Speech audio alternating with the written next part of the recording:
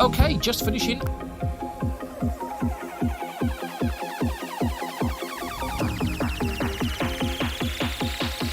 Good morning, good afternoon, good evening. How is everyone? Let me just move my mic over a little bit. It was in the wrong place. It is Sunday night and it is time again for another live stream. Thank you for everyone who has joined us so far. 66 amazing of you. Sorry I wasn't live last week. I had just come back from traveling and I just felt I wasn't in the best position to be doing a live stream. I was tired, I was knackered, a bit grumpy as well. So I thought probably not a good idea to go and do a live stream. However, I did share a video and that video is this one here. And man, has this caused some problems this week. And I want to say a little bit of something on this. I'm not going to go into too much, but I do want to say something about this video. Now, before I do that, I just want to thank everyone who supports the channel, especially all of my Patreons, because the one thing that this week has shown for me is just how important having Patreons is. Because I am not at the control of any manufacturer with any content that I make. And as I've said, that video has caused one or two problems, but I'm going to be crystal clear on a few things. That video was made on Sunday last week. I, at the point of making that video, was under no NDAs, no agreements, or any form of embargoes because I didn't have anything I could leak it about in my hand. That information was simply based on public information that is out there. In my hand was this, a 3D printed mock-up based on images shared online of what people think is coming, and the video was made in jest. However, I am going to give a straight message to DJI. If you have a problem with any content that I have made on this channel, rather than trying to influence that content through third parties, please contact me directly. Whilst I may be under many agreements with many vendors, I am not under an agreement with you. I will never break an NDA. I will never leak something just to get clicks. However, that does not mean I cannot discuss content that is in the public domain already. And if you don't like that, frankly, tough shit, I don't care.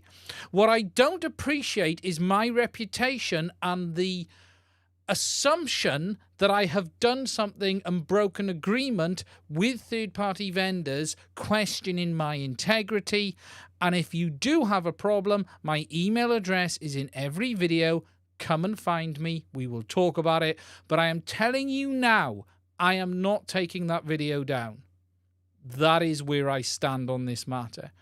Now, this stance may have an effect on a relationship or many relationships that I have moving forward, but I am, as always, open and honest as I can be, and that's all I can be.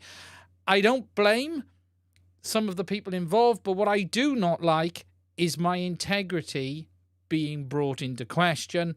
And again, you're not working with me. You won't communicate with me. I'm under no agreement with you. I'm excluded from any future releases. Yet you don't like what I've posted. I'm not surprised. You don't like some of the videos that I've put out recently where we went on an overview of tearing down your aeroscope system, or perhaps some of the videos where we've torn down the air units and talked about the P1 chipset.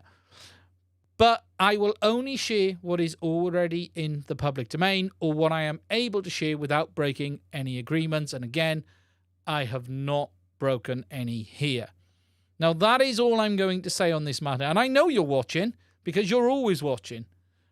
And that is the message I have to you. Please email me. Let's have a chat and let's discuss what the issue is and let me explain the situation to you.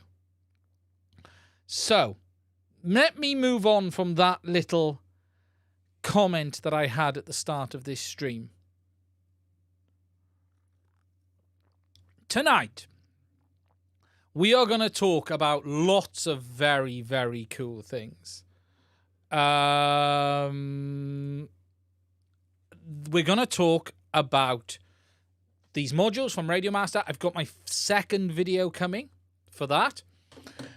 My thermal camera has arrived from Enquiries, and I'm going to talk a bit about this, and there's going to be a proper video on this. And I got a big thank you to say to a person who's got a YouTube channel, and he also runs a Discord server on this, because he got me some discount on this camera, and he is an absolute legend. So we have the Enquiries thermal camera, and I've been using it already. You'd have seen it in the review of the big Ranger module, but the more and more I use this, the more I really think this is a great bit of kit. We're going to talk a little bit about radios, because I've been flying a lot of radios in the last 2 days. In fact, I've been flying with the T16S. Let me get this big heatsink out of the way. I don't know what this is for. Anyone knows what you'd use this for? I need to put that. I might need that in a couple of weeks for something that might be released. So I'm going to just put that to one side there.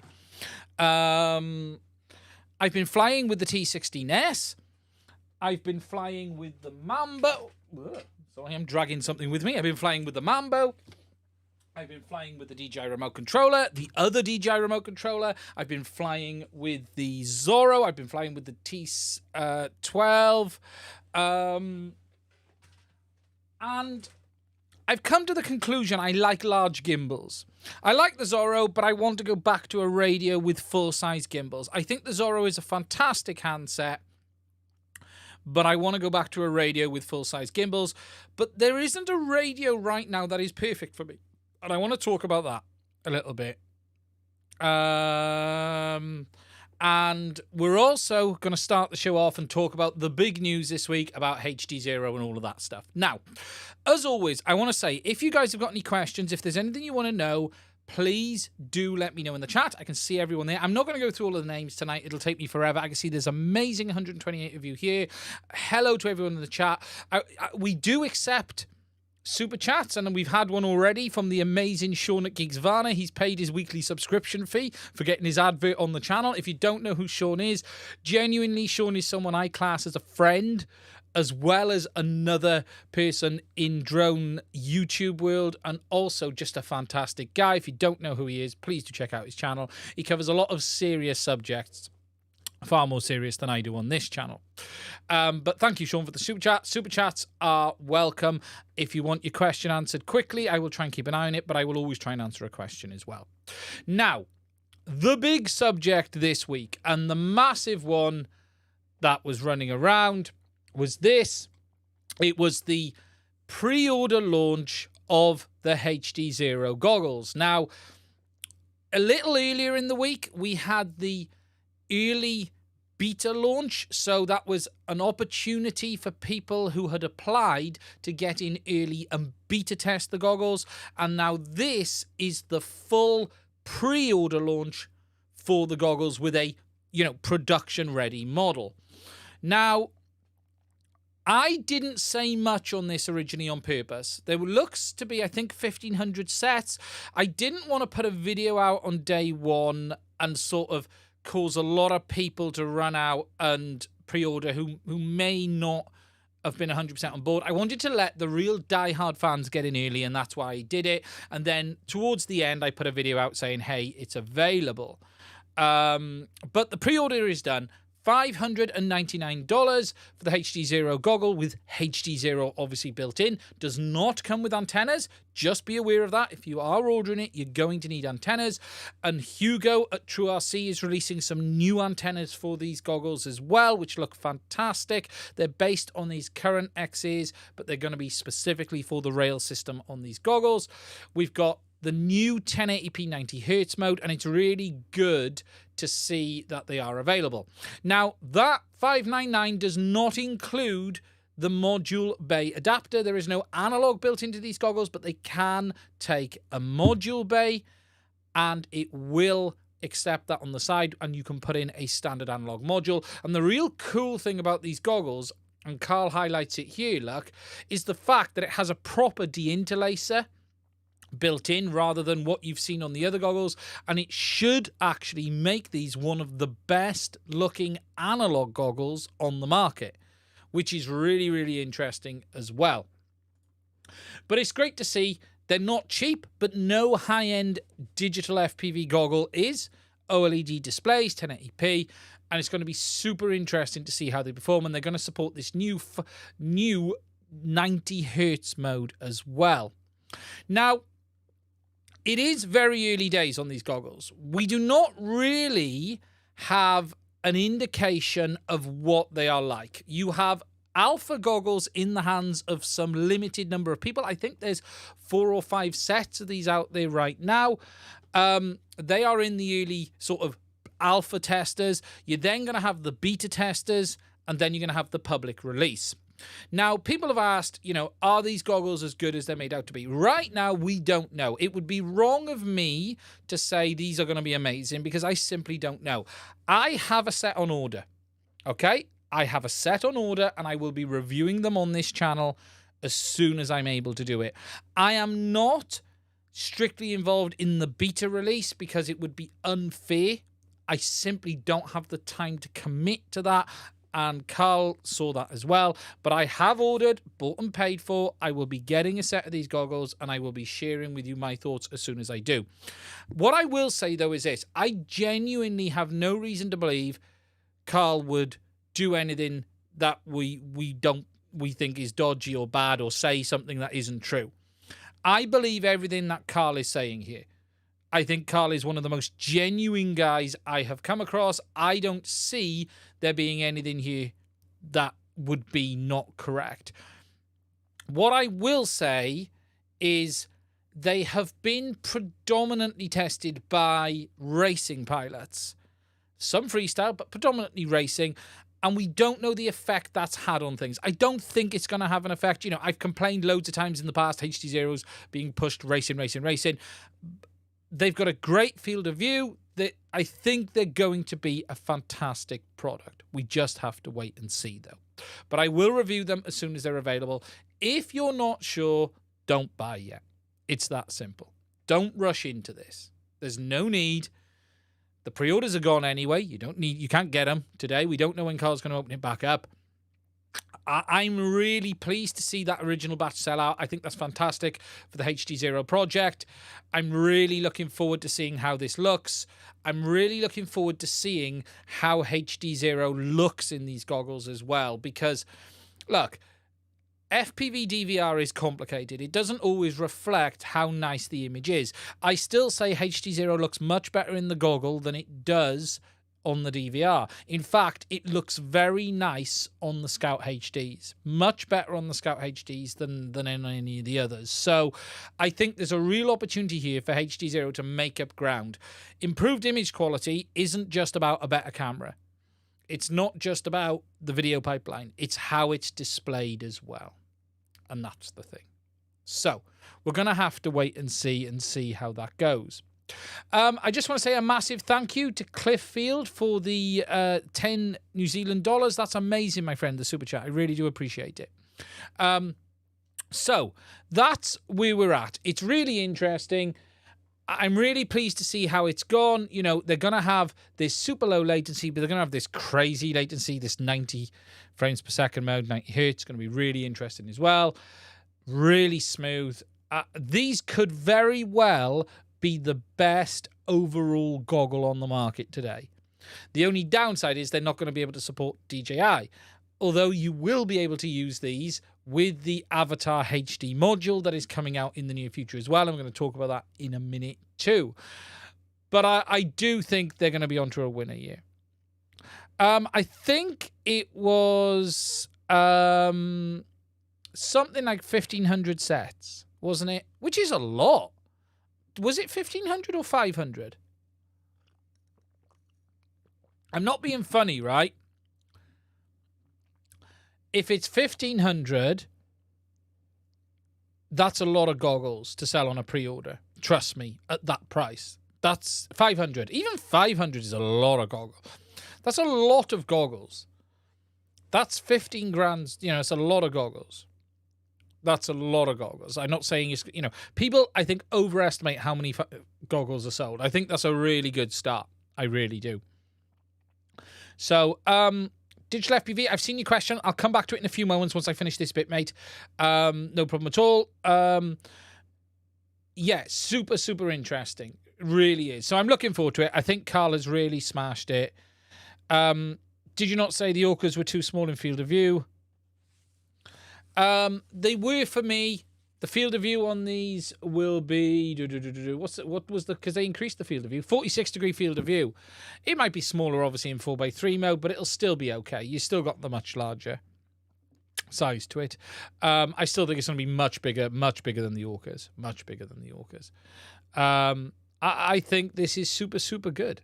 This is just good. Really looking forward to it. Outstanding. I'm really pleased to see Carl delivering these. You know, we've seen these from conception, and I'm really pleased to see them. They look great. I think they look fantastic. I know they've got this 90s Nintendo look to them. I think they look fantastic. I like the boxy look to them. I really do. N64 or NES styling. I think that's great. I think, and look at this. Look, let me share with you something. Look at this shocking state of affairs. Why would you put an SD card underneath when you could put it in an awkward place, like between the glasses in the middle, so you can't get to it? Why would you put it there where it's reasonable and easy to get to? I cannot believe they'd do something like that. And look at this. Look, HDMI in, HDMI out. Both. Can you hear me, Carl? Not Carl. Greg? Both. HDMI in and HDMI out. It's not one or the other. Both is possible. They look great. Absolutely look great. I believe they will be SMA antenna connectors for the person who asked. I don't believe there's no reason to use RP-SMA on these because they're not transmitting. So they should be SMAs.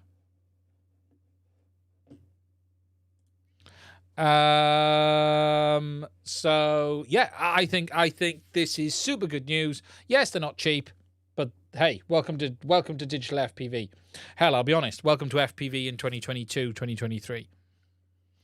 Okay, digital FPV, just to answer your question quickly, my friend. Quick question. Zorro TX in the cart right now, Express LRS edition.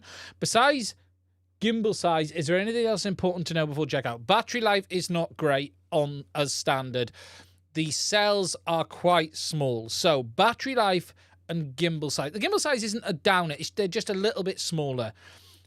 Battery life is the issue. You're going to need more batteries, and you're going to need to probably charge it between flights. Other than that, it's a fantastic radio. Battery life isn't particularly great.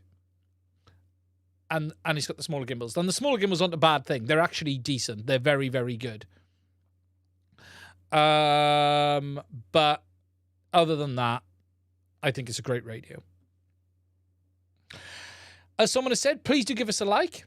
I hope that answers. TX12 is the same radio, but better battery. Yeah, definitely. The TX12 has better battery options. The only downside to the TX12 is it does not remotely have the feel of quality that the Zorro has.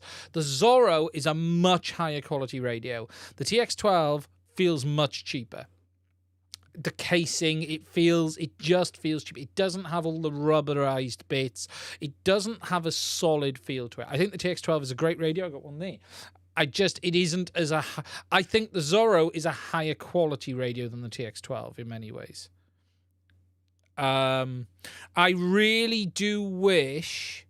Hey, Ryan, optics are very similar to other goggles released recently. That is very good. You know what?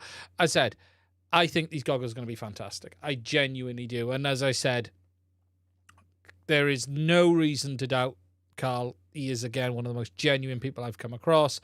It's great to see. 500 goggles on a pre-order is a good sell. That's a good sell indeed.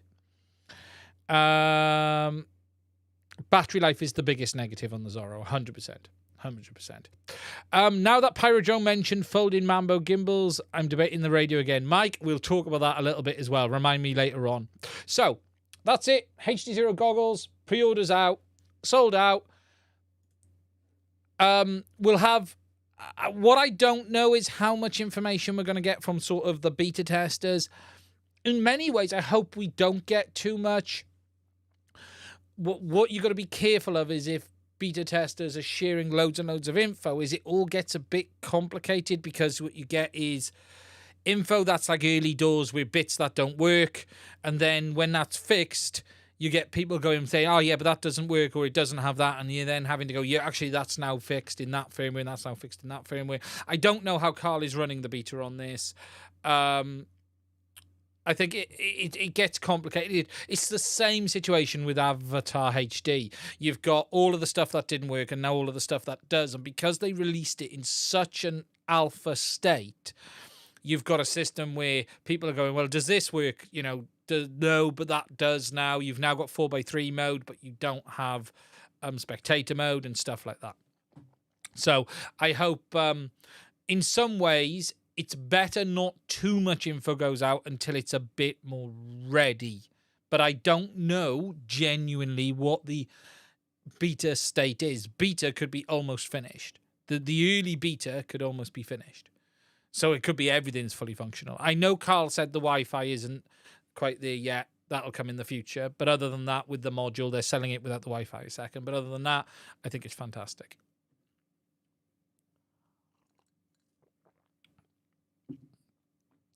I think they're really, really good. I really do think they're good. And I'm really pleased to see them hit.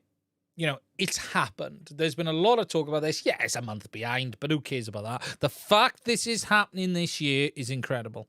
The fact that Carl has delivered to this level this year is incredible. No one should underestimate the task he's had for 1 minute. It is incredible it's got this far, and a big shout out should probably go to his alpha testers as well for all the hard work. I saw a video the other day which was mean, nasty, pretending that Joe's test goggles got damaged. I fully approve of that kind of content. Carl considers, okay, so here's the answer from Ryan. Carl considers beta to have most of all features working. Wi-Fi was pushed off to the date. Hard choice. Yeah, that Wi-Fi's nothing. That's nothing. So what he's saying is Carl considers beta to have all features working. There you go. That's fantastic. That's way ahead of where Avatar HD was. Because Avatar, don't let me go back. I'm going to create another GIF.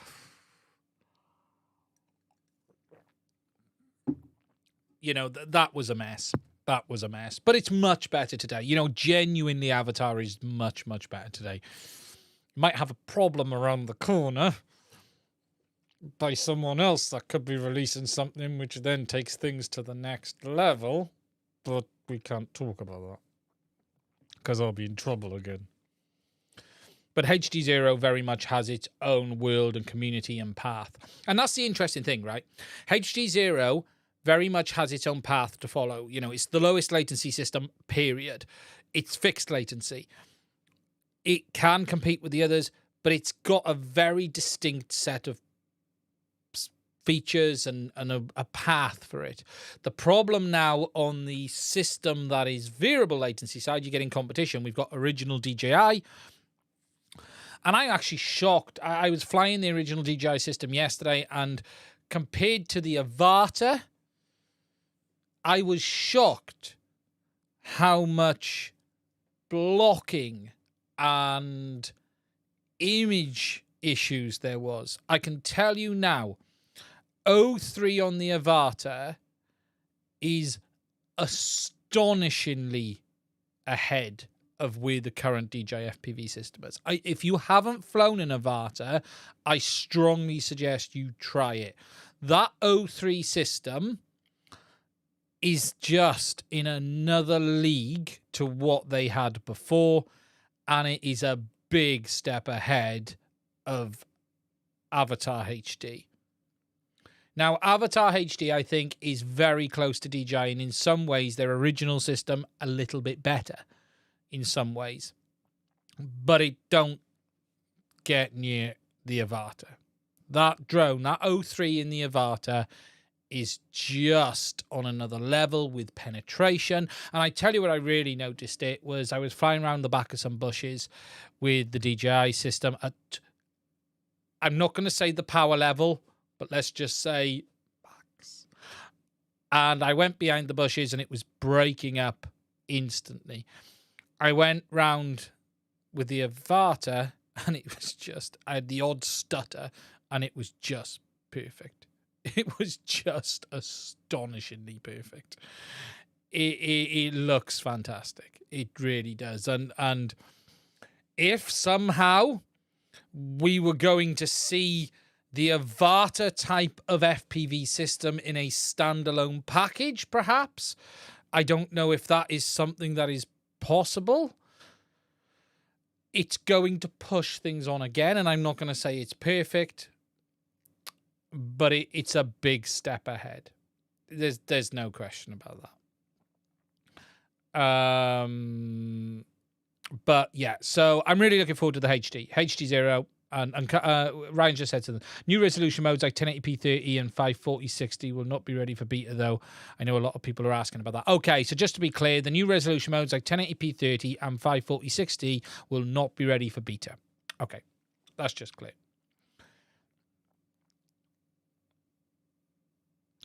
It's going to be interesting. It's going to be interesting. So that's the news with HDZero. I'm super pleased. More than anything, I am pleased for Carl that the pre-order sold out. I think, Ryan, was it 24? Was it 24 hours? Ryan, can you cover? Was it over 24 hours? A little bit over, a little bit under? I think it was about, roughly 24 hours, which is fantastic. Absolutely fantastic. And actually, I'm more pleased that it was a slower burn because there's been a lot of complaints for the last few releases that stuff sold out instantly and it hasn't been available for a while. A slower burn is much better for Carl and them and the reputation because you've not got people going, I didn't even get a chance. Everyone had a chance in that 24-hour period or so. If you wanted to, you could do it. If you missed that, then obviously not. But in that initial period, there was availability if people wanted it, and that is a good going in an hour or 15 minutes or 10 minutes because that just causes upset in the community and stuff like that. A pre-order selling out in 24 or so hours, that is a good place to be. That's how it should be, in my opinion. So that's the HDZero goggles from Carl. Now, alongside that, we've had the new VRX module become available for the Avata system in the sense of they have put pre-orders up as well. So let me just get on their website because I forgot to open Cadex's website up. And again, I will also have one of these coming very, very soon as well. It's going to be a busy end of the year. Plotted it, yeah, over time. Yeah, a massive quantity sold initially, and it's just better. So we now have the upcoming VRX module. Now, this is going to be available shortly. I'm trying to find where it is on the website. Digital system. Come on, where's the VRX module? Is it on page 2? Oh, where's it hiding then? Come on, Cadex. Is it under the system page? Is it? Let's have a look. No, it's not. Oh, avatar month. Let's have a look. Ah, there it is.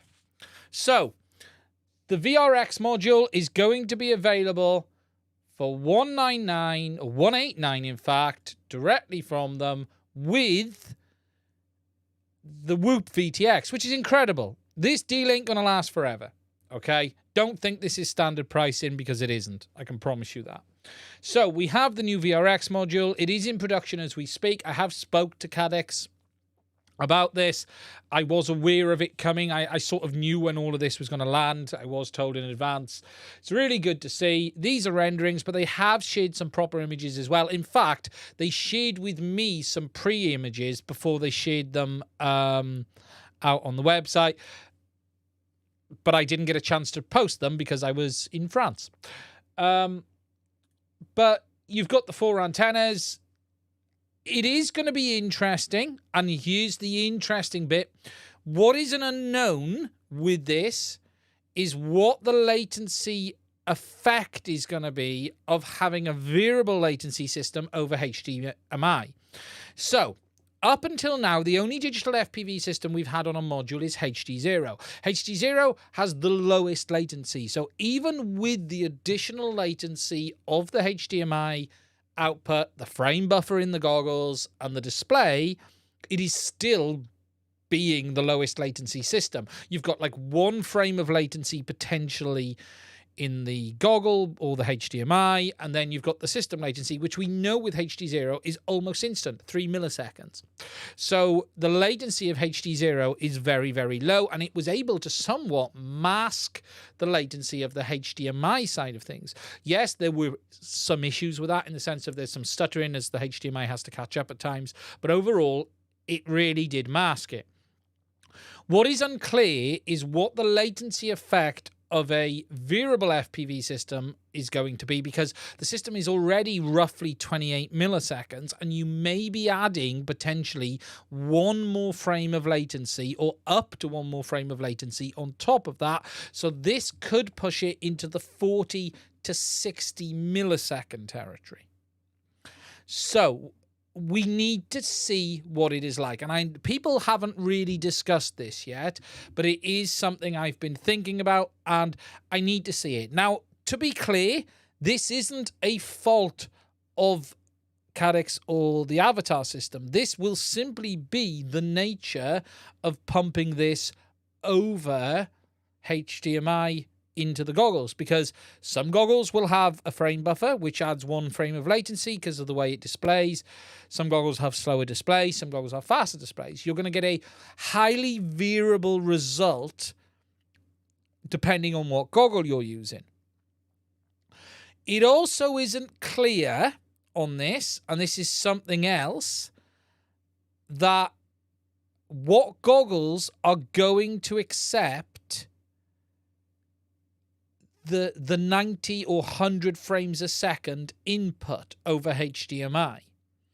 So a large number of goggles may be limited to the normal latency mode anyway, because they will simply be incapable of accepting 100 frames a second input over HDMI. I don't know what goggles will take 100 frames a second over HDMI. I don't think there's many. I genuinely don't think there's many. On monitors, this will be fine, but on goggles, this could be an issue. So, It remains to be seen what this is going to perform like. And at the end of the day, that will be nothing to do with Cadex. That is simply the nature of moving from a fully integrated system into a module. And the irony in all of this is Carl is doing the opposite. Carl is moving from a module into a fully integrated system. Yeah, that's what I'm simplifying it, Ryan. Ryan said, technically the HDMI is microseconds, but there's other things like buffers on the VRX display, synchronization timing. That messes things up. I'm really curious how it will work out, and we'll test it. Yeah, that's my part. I'm simplifying using the words HDMI. What I'm talking about is the whole additional pipeline. Okay, I'm using the word HDMI just to simplify it for the audience, but what I'm talking about is the frame buffer in the goggles, the pipeline, the processing, and anything else we don't know. And that's the bit. And you could be talking here 40 to 60 milliseconds in low latency mode if the goggles support 90 frames or 100 frames a second, and maybe 60 to 70 milliseconds, maybe 60, 70 in normal latency mode. So we just don't know. It's going to be an unknown. Ryan, I don't know if you can answer. Will Carl's goggles take 100 frames a second HDMI input? Interesting question for you. Will they take the 100 frames via... hello, failsafe. Via HDMI? And this isn't something people have really cottoned on to. It is something I need to test. I'm going to test it on my O4Xs. I meant to do it today and I forgot. I've got no easy way of doing it this second. 90 hertz HDMI max, maybe at 720p. So I don't even know how they're going to behave on that 100 hertz either. Yeah, 90. Yeah, so they can work at 90. So there's going to be some unknowns here. But what it will do, and this is the great thing about this deal, it's a fantastic deal. It's going to get more people into digital FPV. There's nothing not to like about it. There's nothing not to like about it. But there's potentially an effect here. But again, this is not their fault. This is a potential technical limitation of the system. And it's going to be super interesting to see. And actually, sorry, Ryan, you might not like this. This will probably prove for most pilots how not important sort of latency is at a certain level, you know, that 40 to 60. No, well, this is interesting, Ryan. You say that. If you remember, and I don't know if you do, the original spec in the Walksnail was 90 hertz, and then it was up to 100. Now, we know they're definitely driving the camera at 100 because some people have found that in the software. The hacking guys. They are definitely driving the camera at 100 hertz. But it's hard to really say what the display is doing. Good evening, Type. How are you? But they could definitely add, yeah, they can put in firmware other modes.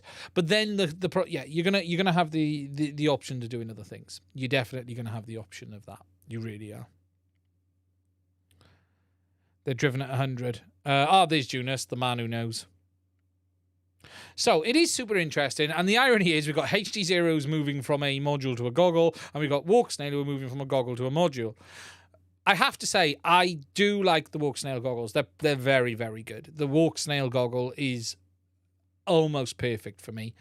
I've been flying the DJI goggles 2 a lot in the last few days, and they're okay, actually. The more I've flown with the goggles 2, they're all right, but they're not as good as the Avatar goggle.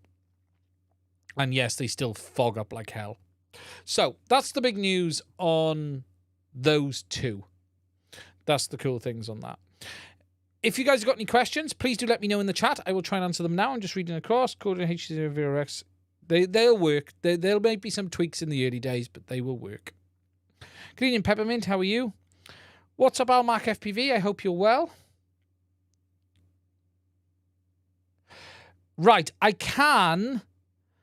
just need to tear... It's in a frame, 13 FPV, so I'm going to have to take it... Well, I could take it from the bolts. 1 second. 13 FPV's asked a question, and I've seen it around. Let me just find the quad.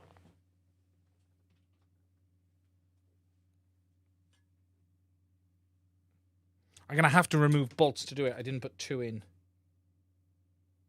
I'll do it after the stream finishes. Have you asked on my Discord? If you haven't, get on the Discord and I'll do it then.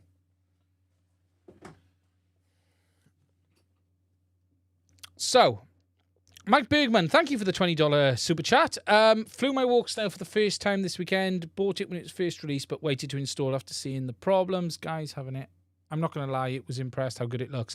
Does look very good. Are you on the latest firmware, Mike, as well? Thank you for the super chat, by the way. That's incredible.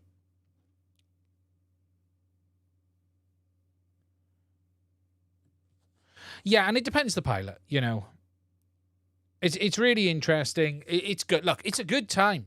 It's a good time. And that's without anything else happening around the corner as well. Oh, not Mike Bergman. Mike Curran. Sorry, Mike. Let me rephrase that. Mike Curran.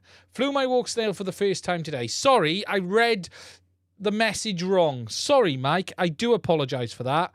Mike Curran, I flew my Walksnail for the first time this weekend. Bought it when it first came out. Were you on the latest firmware? Sorry, mate.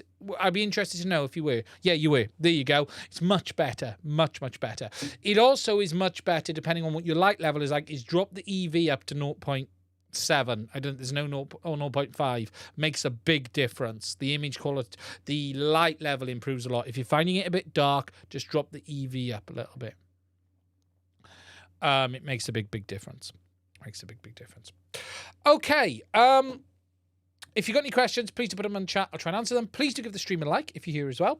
The next thing we're going to talk a little bit quickly about is the RadioMaster modules this week, because I just want to touch on a few things. Now, my video on the other modules... Ooh, something's popped up on my computer that I shouldn't have. Let me just put these up. They released their new Ranger series of modules. I have all 3. Let me find them because they're scattered. I've been testing these... I've been testing non-stop. The amount of stuff I'm testing right now is incredible. So, we have that one. Let's go to the overhead first of all, shall we? So, we've got the Nano.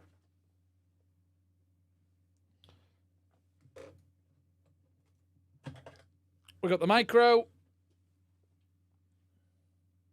And I'm looking for the big boy.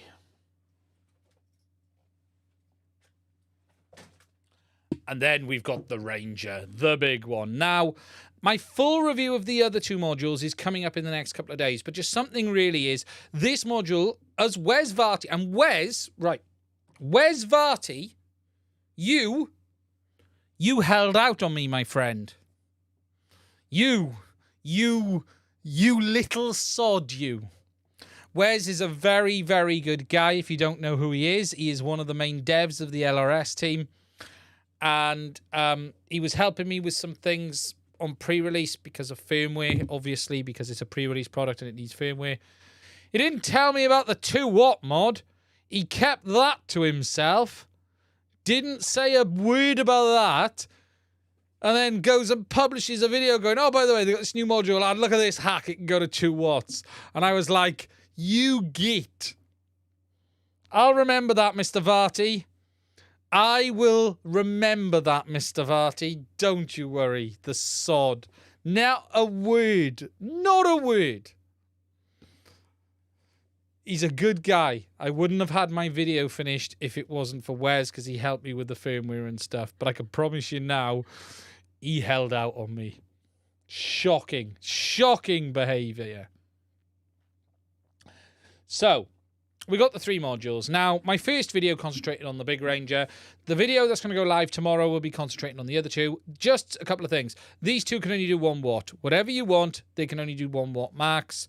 In the video, I'm going to be sharing with you my thoughts and everything else. What's really interesting to see is RadioMaster now offer some good modules at around that $40 price mark. And they're really good.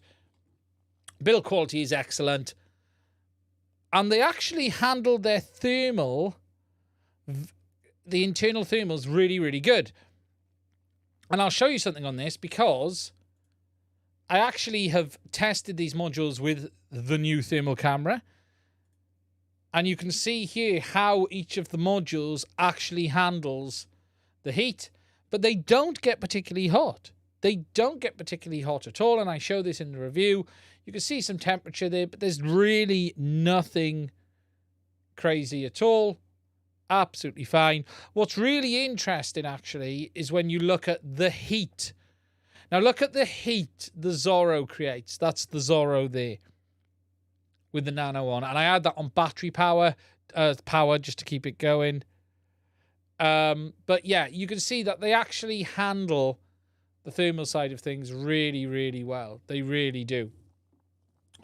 So RadioMaster have them available, and the price is decent. You know, the big one isn't for everyone. Look, I understand not everyone's going to want the monster, but this can do 2 watts, roughly. I haven't done mine yet and measured it. Up to 2 watts, whatever it turns out to be. I love the buttons on the back. Rather than messing with the lure, if you want to change your power output, you can just press the button on the back. And I love the 1-button push Wi-Fi. It would be great to have every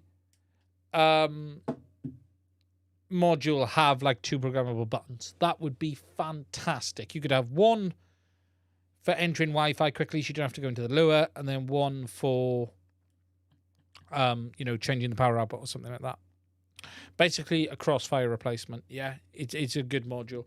And I will say this, RadioMaster really are smashing it out of the park with their gear right now. They're not perfect. And I talk about that in this one. They're not perfect. They have the odd thing which I think could be better, but overall, I think for the price, they're very, very good. No, the micro just doesn't get hot. They just don't get hot.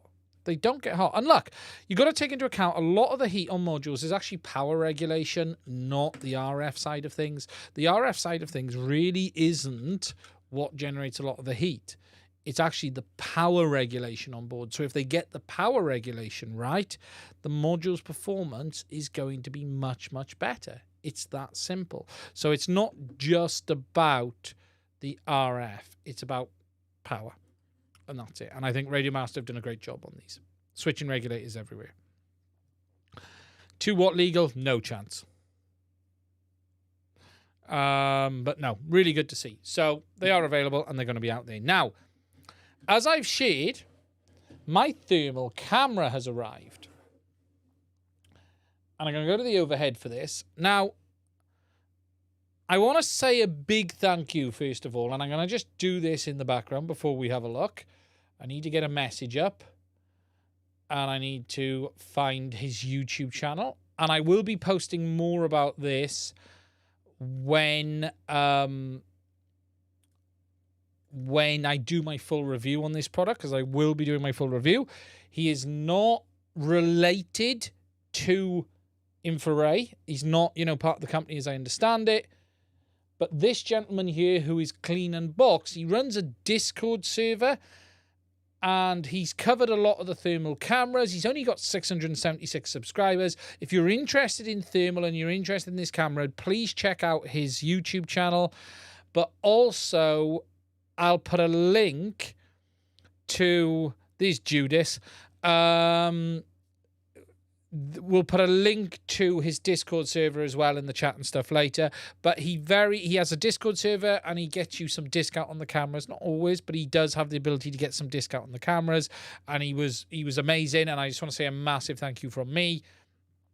And yeah, absolutely fantastic.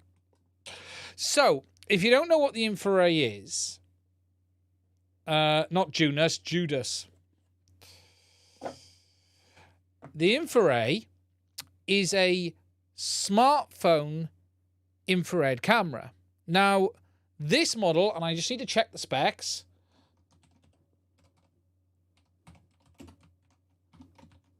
So I can tell you the resolution. Let me just find it. I've lost it. P2 Pro Thermal.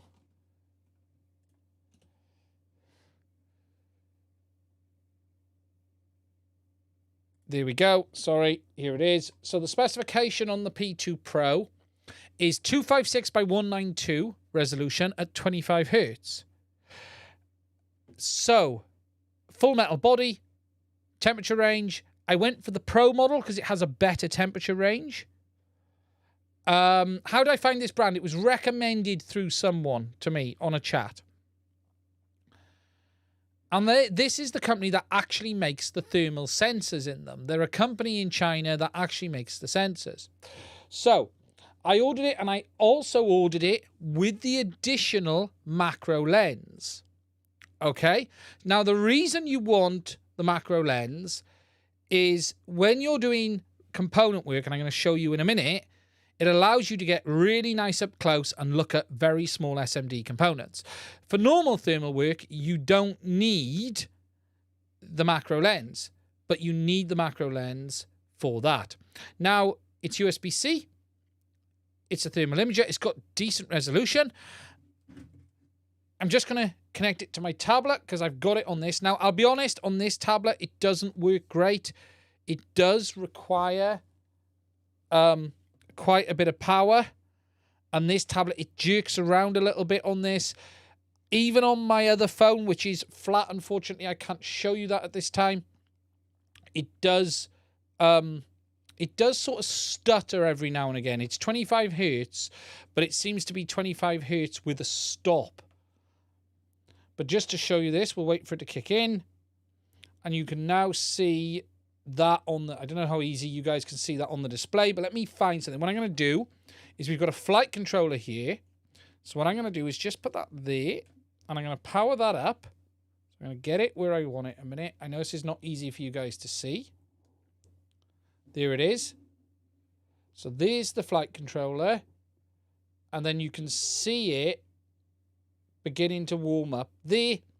Now, this is about as close as you can go with it on the normal lens. However, this is where the macro lens kicks in. So if we use it with the macro lens, let me just get that out the box a second. And the macro lens just clips on the front. Sorry, I didn't take the cap off the lens.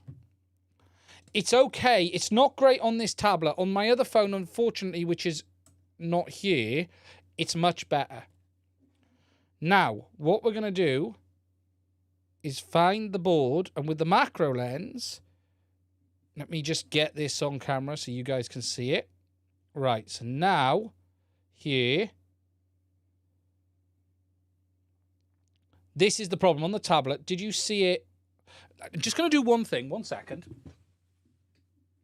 I'm going to turn the overhead light off, and the reason I'm going to turn the overhead light off because it'll make it easier for you guys to see. Now, on my tablet, it keeps doing this. It's crashing. It's not the camera. It works fine on my other phone. There we go. But if I go in there, just look how close you can focus with on thermal with the macro lens. So if I unplug this a minute, now this is what you use it for board repair. So you can see I've powered it down and it's gone cold. I'm going to power this back up. Ready? So if you watch, ready? Boom. You could see those ICs getting hot. Now we have all of the usual options. We have the palette options, so we can move through on the palette stuff. You can do all of this usual stuff. It would be awesome. Yeah, it is fantastic. And then you got that hot. I'll come on to the price in a minute without discount. But yeah, absolutely superb. It really is. And again, if I just unplug it, you can see that go cold. Ooh, my tablet has crashed again. It uses some power processing it, I can promise you that. Let's get it to kick. Give it a second. And then when it kicks, what I'm going to do is just cool this board a minute while I'm waiting for it to warm up. Tablet to wake back up, I mean. There we go. Right. Should we look at the... Look at my hand. There's my hand under it. Should we look at the Express ELRS receiver? Right, so there's the Express ELRS receiver. Okay. any second. Power up.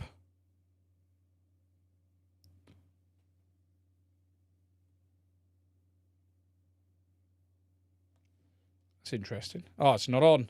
Sorry, I forgot. That receiver doesn't power up off bloody USB on this flight controller. So let me just cool that again. And if we look at the back, let's look at the back side of the board this time. I don't actually know what gets hot on the back. So let me just twist it so it stays there. So that's the back side of the PCB with the FETs. And what we're going to do is plug in and we'll see if anything on the back side gets hot. I don't know if it does. Doesn't look like anything on the back gets hot, so it's just this side. It's annoying the tablet keeps stopping.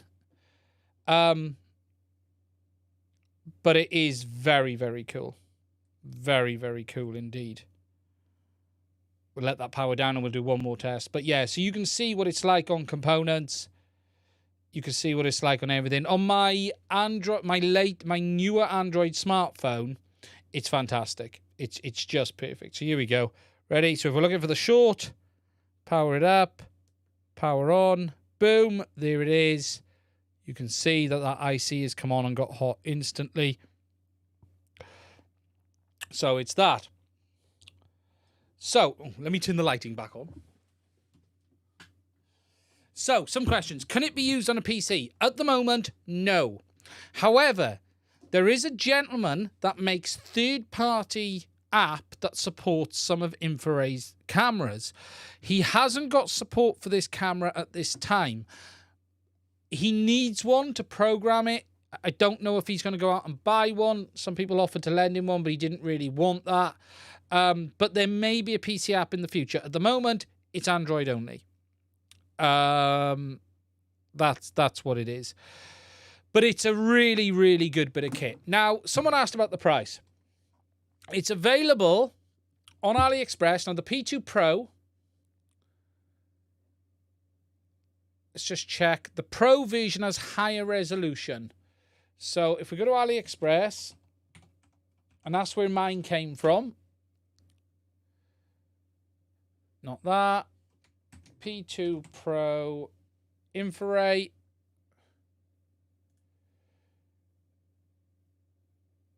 Let me just find it. Not the P2. P2 Pro.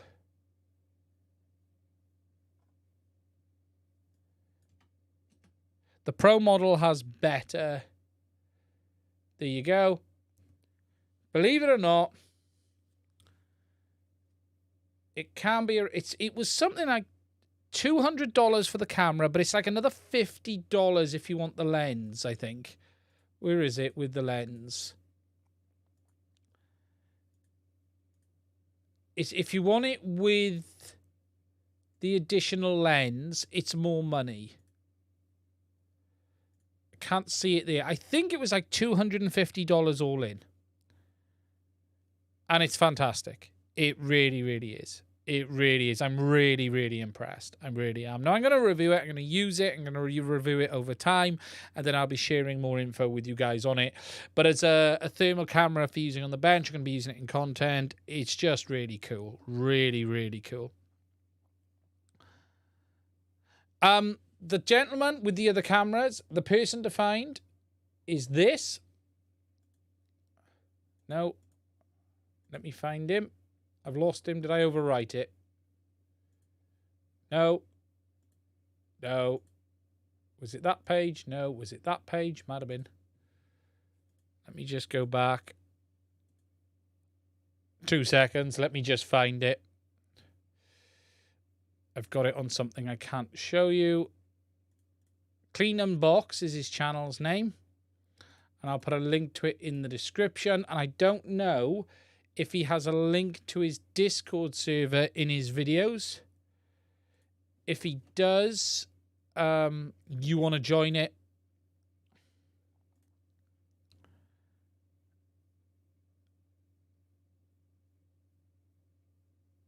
I'm not sure. You're going to have to find it. Yeah, I'm not using my history, depending on what I've got on there. Yeah, the top Pro version was $259. Yeah, it's about $250. For the price, I think it's fantastic. I think it's absolutely fantastic. I really do. Okay, scrolling back up to the chat. Just a moment. Anyone need of HDZero Freestyle VTX VRX US find on Bardwell's find ENF on Bardwell's Discord? Okay. Can it be used on PC? Not at the moment. Where's Varty? Another reason to choose Walksnail. Right, where did Judas come in? The man who held out on me. Where the hell is Bruce? I don't know. Hopefully he's all right. Don't get me wrong, Pierce.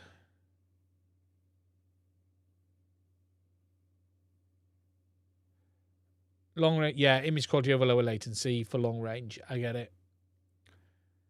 Mr. Varty is in the chat.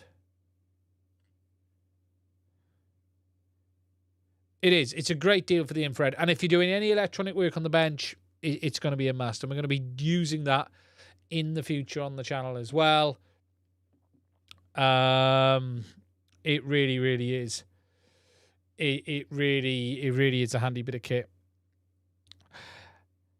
Have I looked into the new Avatar Curiosity download yet? No, I haven't. I haven't had a chance to do much with Avatar this week.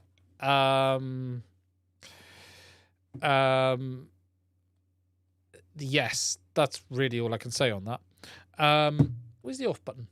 There it is. Mad, does Walksnail have a set number of units they have available for sale? They haven't told me that. I don't know.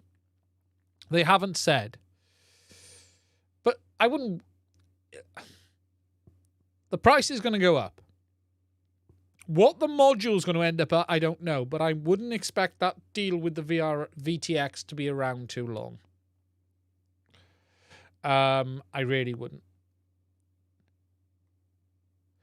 Yeah, they are said they're working on something on fixed latency mode. They've said, I think they've said it's coming in the next firmware. Is DJI making a racing drone? God, I hope not.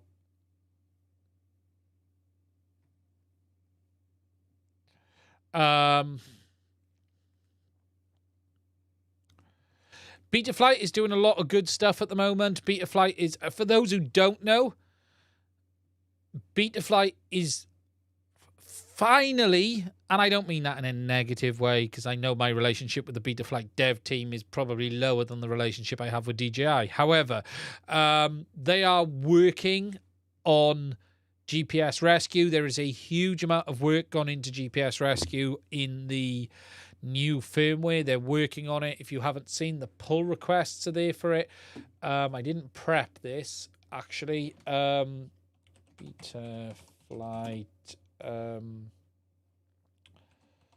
pull requests. There's a lot of work going on. Quad lands itself. It actually comes back. It's good. I haven't seen it. What is my GPS? But they are doing a lot of work. Altitude sensor fusion with it as well. There's a vid up on it. There was a vid up on it earlier. It works. Oh, my printer's just come to life.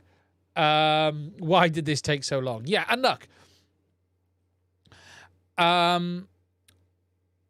I have been heavily critical of the Betaflight dev team in the past. That's a fair comment to say. We fell out. That's a fair comment to say. However, it is great to see the team working on this. I understand why they didn't see it as a priority. However, we are in a world now where quads are costing $400. That's as a result of digital FPV. That's as a result of high-end cameras, as well as having a bloody GoPro on it on the front, which is going to probably put another 300, 400 on the top. We have aircraft that costs a lot of money, and there are occasions where you want the ability for there to be a decent failsafe and it not just fall from the sky. And it's not that I think racing pilots need it. General FPV pilots need it. That's why we need GPS rescue. I don't like the fact we have to have it, but here's an interesting one. When I was reviewing Chris Ross's AOS 5 Mark II with the DJI FPV system, it comes with the DJI remote system set up as standard, and I used that. And on my second flight, I popped it sort of to the side and behind some bushes, and the damn thing fail-safed on me and fell out of the sky. Now, that wasn't as a result of the quad. That was a result of the DJI RC link being shite. And I'd forgotten how bad it was. It caught me out because I'd been flying Express ELRS and just, you know, I'll go behind that bush. It'll be fine. The DJI video started to drop, but what then happened was the control link just dropped instantly. It tipped over and fell out the sky. And I had to go walking across the field to go and get it. And that wouldn't have happened with good GPS rescue. You know, and that's the real thing. But yeah, they're doing some amazing work on it. It's really good to see. What did you say? Wes said who it was. Let's tested a while ago and it landed without any intervention within meters of takeoff. That's really good. Where's what he said? Yeah, CTZ Snooze has done great work with this. Yeah, I'm looking down. There's all sorts of people. You've got Crate Brot doing some stuff with the altitude sensor fusion. I'm trying to see where the GPS improvements are. If anyone knows the thing for that, but it's good to see. With landing. Yeah, it's great to see. It's great to see. Elmo Hawk says Betaflight 4x4 will have returned to home with that. It's really good. Might be a problem for Avatar users. Good luck finding a good GPS. But yeah, it's really nice to see it. Now, whilst we're talking about flight stacks, it's a good time for me to jump onto this, which is FatTech. Now, for those who don't know or do know, FatTech obviously are a manufacturer of flight controllers that was using Kiss.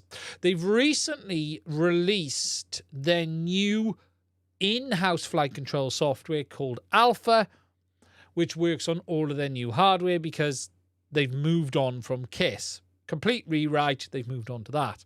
However, what's really cool to see is this week they have released an updated version of Kiss that supports the new flight controllers with the new gyros. So rather than just say, hey, our new hardware is only going to work with our new Alpha flight stack, they've also updated the Kiss firmware to support the new flight stacks as well, giving users the option of choosing both. And I just think that's a really, really cool thing. They could have easily just gone, we are done with Kiss. We are now only concentrating on Alpha. But no, they've back-ported it onto the Kiss as well, which is really cool. Where it disarms automatically on landing. That's really cool. I need to try this then. Is it in the daily builds?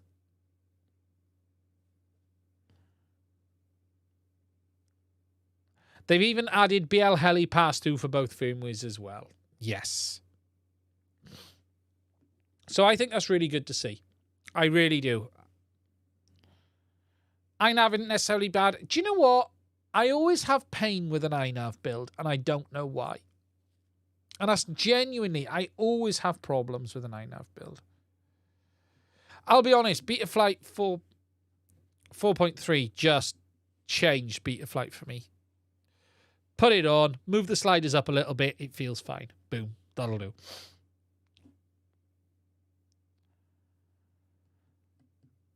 Very cool, very cool.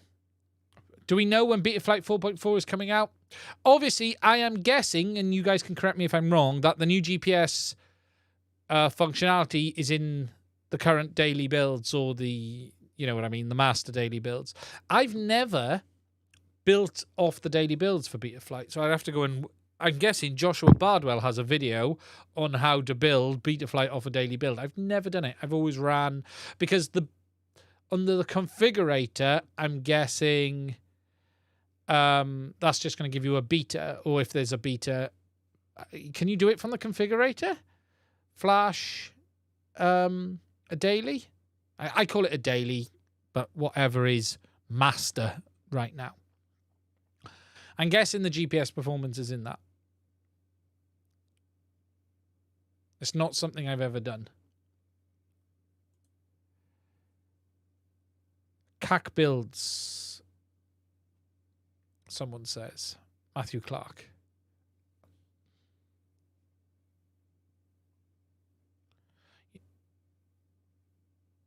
You need to do it to run SPI receivers. Yeah, I am aware of that. I've just never done it. I'm guessing there's a video out there on how to do it, so I probably need to do it on one of my GPS-equipped aircraft. But no, it's good to see. It's good to see, and I'm really looking forward to GPS Rescue being improved. It's just good. If anyone knows what the pull request for that is, because I've got the pull requests here, look, but I don't know what the main, you've got the altitude sensor fusion, GPS and barometer, but I haven't seen, CAC was a fork. But I haven't seen the pull request for the GPS changes. It'd be interesting just to read that down. But it's good to see. I have heard some amazing things are happening. But I searched for GPS in open.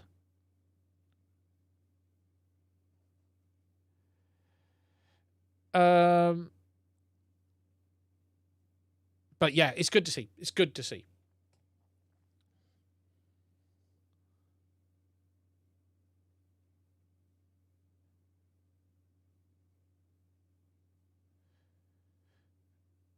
Dailies are available in the configurator. There you go. I haven't actually looked. That tells you how lazy I am. So you're going to make me open the configurator now. What have we got?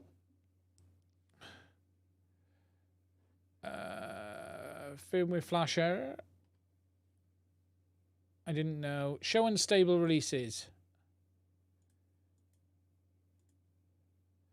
Let's pick a board. That'll do. There we go. 13th of the set. No. Where are the dailies? Am I going mad?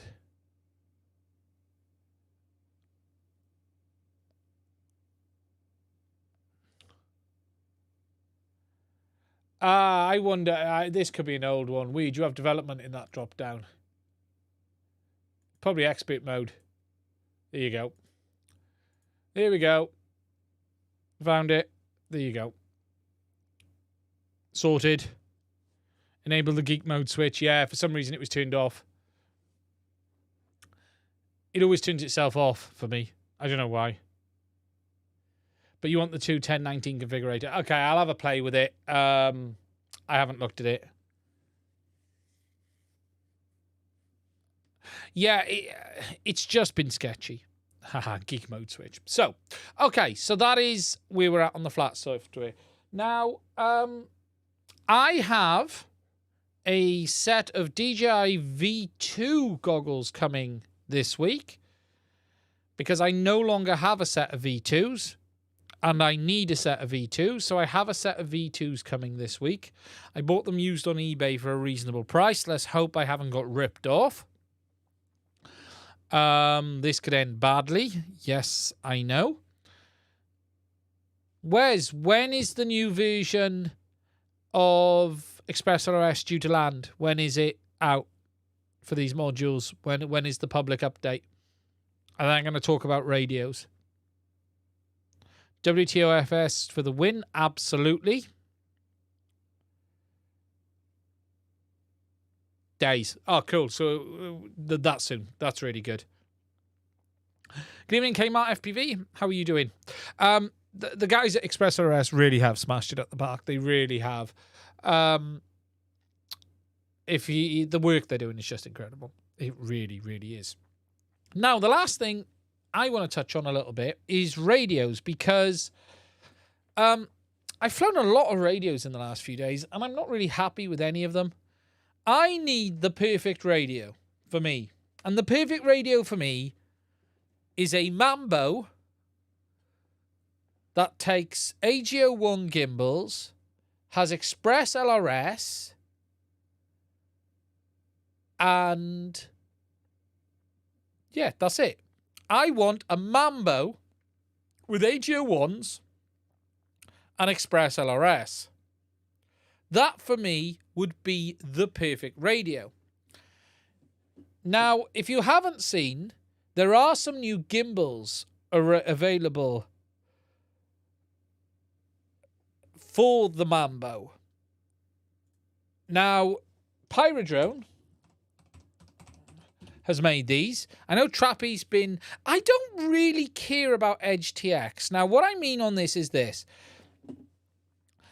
I have no issues with Freedom TX or any of the split-offs.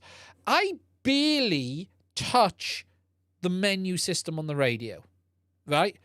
I have one model set up for quads, one model for wings, one model for planes. I have 3 models in my radio. That's it. I don't care if I need to do it through a configurator, to be honest. I keep everything I fly configured the same. It doesn't matter if it's Crossfire. It doesn't matter if it's Express ELRS. I configure them all the same. And the only real change I need is if it's got the internal module versus external module. What I care about is it takes Express ELRS. I don't really care about the full packet rate, but I'd like more than 250 hertz. Okay? 500 would be fine for me. Now, I love the Mambo size. I think the Mambo is a great radio. It really is. Where is it? I'm talking about something I've not got in front of me. I'll be honest, right? I think this is a great radio.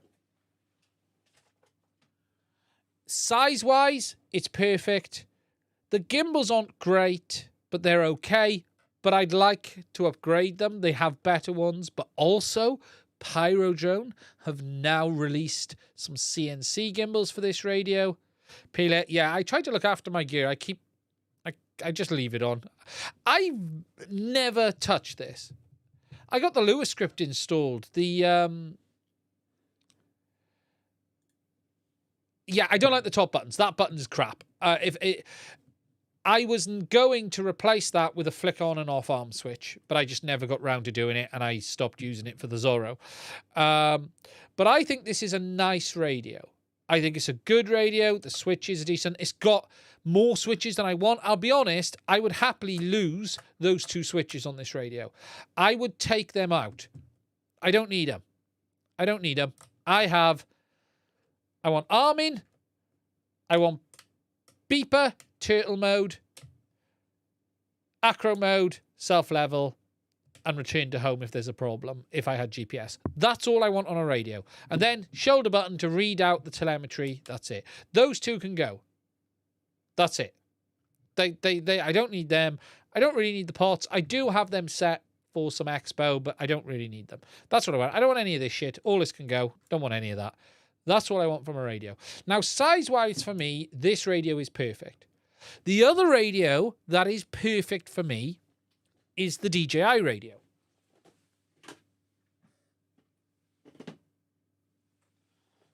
This radio is actually almost perfect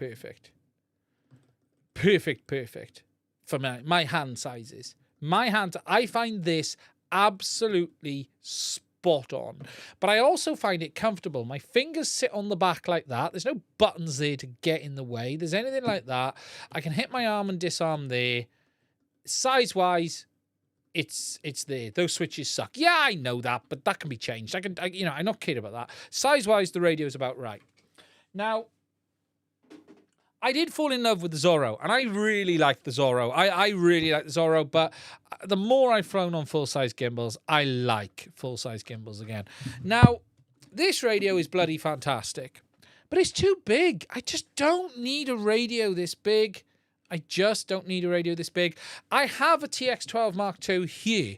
The only reason I'm not really going to say I'm going to fly a TX12 Mark II is I would prefer to go back to full-size gimbals. Okay. Now, I am seriously tempted right now to do one of two things. I'm either going to trip this out for full-time use, so it needs AG01s.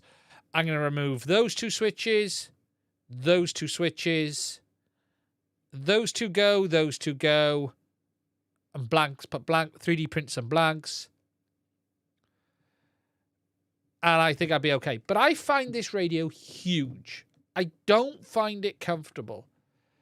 It's not so bad on a strap because you're not holding the radio. But I do find it big. So what I would love is this radio, right? This radio in that package. That is what I want. I want a Mambo with CNC gimbals, Express ELRS, and that's it. Now, you can obviously use all the switches and knobs. I don't. I'm the biggest knob on. I'm a big enough knob that I don't need any more on my radio. Just ask DJI. So you've got the V2 gimbals that are available from TBS. Now I actually ordered a brand new Ethics Mambo, and then I cancelled it because I waited 3 weeks and it still hadn't shipped because I know they're on back order and I know TBS are having problems, and I was just like, oh, sod it, I'm going to do something else. So I cancelled it. However, something super interesting is Pyrodrone have released some gimbals for this radio. They have released some CNC gimbals. Let me just get past that.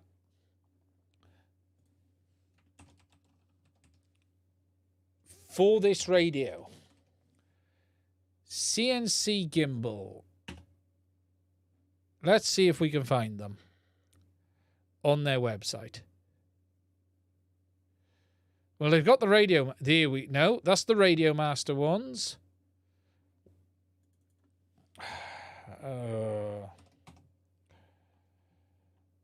Does anyone know what they're listed under? New products, probably. Is it under new products? Have they put it under new products? Their own new product, have they put it under there? It's not looking like it. Good show. They teased them. So it was on Facebook, wasn't it? That's what it was. I gotta go to the book of the face. Come on, Facebook.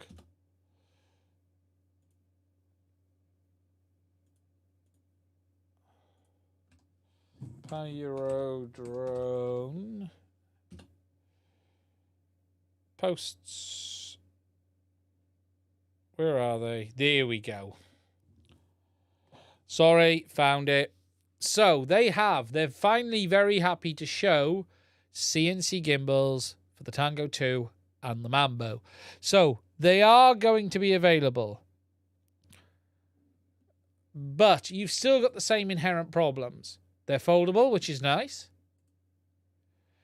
But you're still limited to the 250 hertz on the Mambo.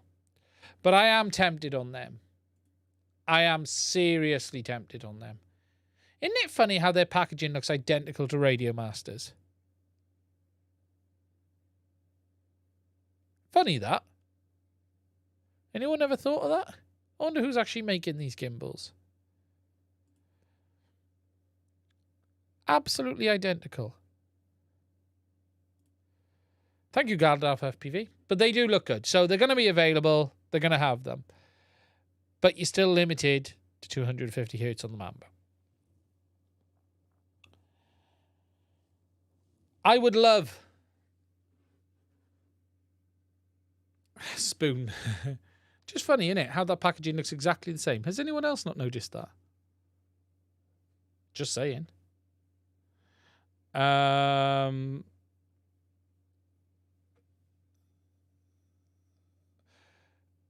So, if there's anyone out there listening, my radio won't supply proper power for my Happy Model TX on 500 milliwatt an up, really. Maybe you should do use better 18650s. It would help, but I'm thinking XT30 mod would help me. Potentially, yeah. I do like the Mambo. I think it's a great radio, but I don't know. I don't know whether to spend... Did they price these gimbals? Did they say how much they're going to be? No. Maybe. Did they say in the chat? They're not going to be cheap, are they? Yes, they are. They are, but it's different. The Mambo gimbals, the magnet is in the gimbal. There is no sensor in the gimbal. The sensor is on the PCB. Loved my Mambo, but the TX16S with removed switches and grip tape is the best. That sounds nice. They're in the middle of moving premises, GMA. Zorro is a lovely radio. I just fancy... They are Hall effect, but it's a different setup. So the gimbals are just the magnet in the bottom of the stick, and the sensor is on the PCB inside. It's slightly different, whereas the RadioMaster thing. Now, I did have this idea earlier. Well, I had an idea. I mentioned it on the ExpressRS Discord, actually, which was to take the DJI radio, right? So to take this, rip the guts out, fit AGO1s, and build a custom ExpressLRS radio from it. So take one of the boards out of another radio, one of the small ones. What was suggested to me was like the Light Radio 3. Are you on my Discord, Linux Barista? If you are, put it on there and I'll put the images up. I want to see this radio. If you're on my Discord, there's a link in the description. Put them on there and I'll have a look. We'll put them up now.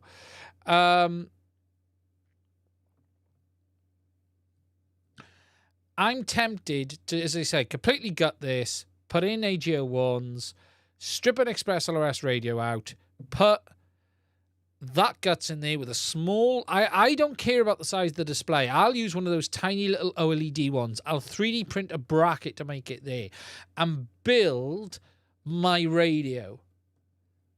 Build my perfect radio. I am really tempted to do that. Completely 3D print it.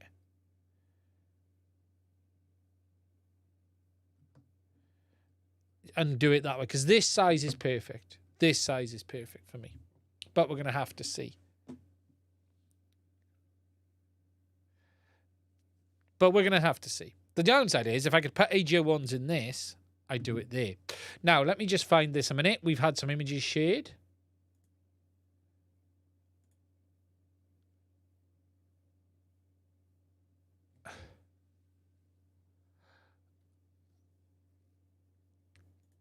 Let me just have a look. Okay, let me find this image. Yep, we're going to open that full screen. Make that larger. There we go. You can see we got the gentleman's radio. Oh, wrong button. There we go. So he's got the grip tape all around the sides over the top. And then he's removed the top switches. That's interesting. I like that. What I'd be doing, what I want to do is remove these two. I'll probably keep that one. Although I'm always afraid I'm going to disarm in flight. That's nice. That's nicely done. But yeah, I am seriously tempted on it. But yeah, AGO1s on the T16S. I'm going to probably have to... I had a quick look earlier. I haven't seen anyone with replacement plugs for the switches on these radios. I'd have thought someone might have made like a replacement plug to put in instead of the switch. So I'm probably going to have to make one myself. And go from there. They must be struggling with the ExpressRS community. They must be. They must be. There's no question about that. That's how we get a Tango. I printed a grippy toggle covers and made removable sticks for the TX12. Worked wonderfully. Plugs for the Taranis work. I did look on Thingiverse. I just couldn't find any. The Taranis plugs work, do they? That's interesting. Thingiverse. They're not at the moment. So,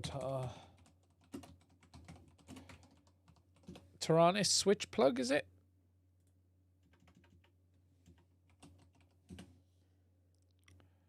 Has someone made switch plugs for the Taranis? You took the sliders out too. I don't blame you. I'd have done that. I need to have a proper look. X9D switch plug. No, I'm gonna have to have a look on that. That's definitely something I wouldn't mind doing. So, if we just cut the amount of switches down, I don't need that many switches. Chimney Insanity, no. I believe their dev is based in Ukraine, so that's obviously going to have an effect. Let's not pretend otherwise. However, I'm going to flip that a minute. We were well behind before all of that crap kicked off. They are moving. I know they've had some problems with landlords and stuff, and you know what? I think Trappy, from everything I've seen, I've had a very short conversation with Trappy in the end over something before, and his response was, "Oh, so you're the guy who slagged something off." And he seemed the nicest guy in the world. Oh, thank you, mate. He seemed the nicest guy to me. I get the impression Trappy works at his own pace, and he doesn't care anything else other than that. If it takes 2 years, it takes 2 years. If it takes 4 years, it takes 4 years. I think he's selling enough radios and he's selling enough gear to pay his bills and have a life. And I just don't think he cares any more than that. I think if he was a driven man, he could probably grow TBS much bigger than it is today, like he has in the past. But I just don't think he's bothered. I think they've got to a stage where he's happy, and that's what they're doing. And as long as they're hitting the numbers they need to hit, then they're okay with that. That's sort of how I think it is. You know, it's not about how do we get to the next million? How do we get to the next 5? You know, how do we get to 1 million? How do we get to 5 million? How do we get to 15 million? I just get the impression of they've got to a size and just gone, yeah, we're comfortable at this. Let's not worry. And doesn't want to, yeah, fleet of yachts, exactly. I'd have thought he's done very well on it. What's frustrating is, it's like me. I waited 2-3 weeks for the Mambo to ship and it hadn't, and I just lost interest at that point. I ordered the fully spec'd out Ethics with the V2 gimbals, and I was really looking forward to it. And then it just 3 weeks later, I was like, I can't be bothered to wait now. Sorry, but I've lost interest.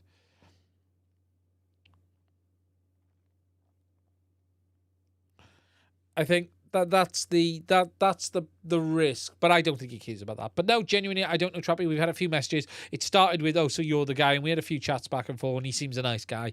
Got no complaints with him at all. I like the products. I wish they'd do things a bit quicker, but let's be honest, they've had some stuff going on as well. Okay, guys. If you've got any questions, please do put it in the chat and I'll try and answer them. As I've said already, super chats are welcome, but they are not required for me to answer a question. If there's anything you want me to try and answer, I will. I'm going to talk a bit about what's going on the channel in the next week. Well, in the next week, there's going to be the second Express ELRS video. There's going to be some Q-Pilot stuff coming up. And I'm in the midst of a huge amount of testing on stuff I'm not allowed to talk about. And that's why I've got a heatsink on the bench. You've got to have a heatsink round when you're doing a lot of testing. Am I going to feature any Black Friday sales? I don't really cover that stuff. It's hard because in the UK, it's not the same. Did I mention the Orqa topic? What about Orqa? That they don't have an FPV system and we're not likely to see one in the next 12 months?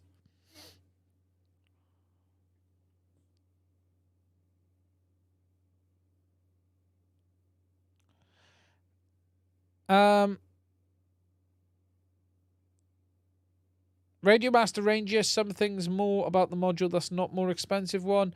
The full review of the other modules will probably be up tomorrow or Tuesday. No gossip from Walker at all. No, they don't have an FPV system as far as I can see, but they might prove me wrong and release one tomorrow. Hero 11 Mini, interesting camera. I'd probably still go for the full-size GoPro. I don't see the point of the weight savings. 1 watt or 2 watt with handle that mesh buttons.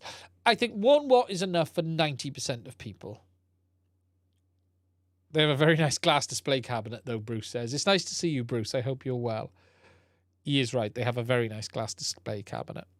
So you're going to see the thermal.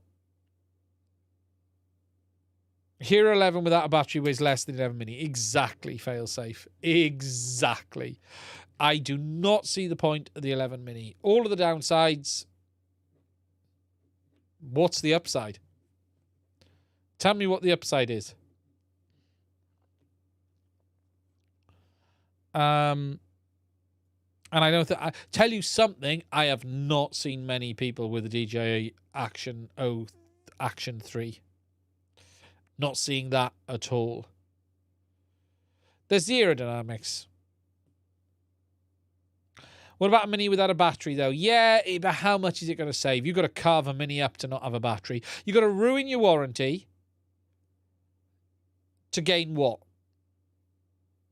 You're going to ruin your warranty to gain 10 grams, or if that. I don't know what it'll be. But you may as well just create a naked GoPro. If you're going that, you may as well create it naked. I just don't see the huge benefit.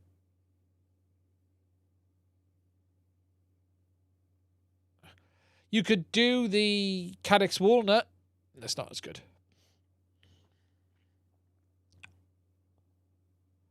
What's the next best GoPro you got there? I would simply go with the full size one. If you're going to get the 11, you may as well get the full size. It's that simple. Do you know what the pricing is in the UK? Haven't looked. I could probably do with buying one of these. I really could. But I got the Action 2, which is okay. It does most of what I want. Hero 11. Shop the Hero 11. Is the Mini even available in the UK yet? I don't even know.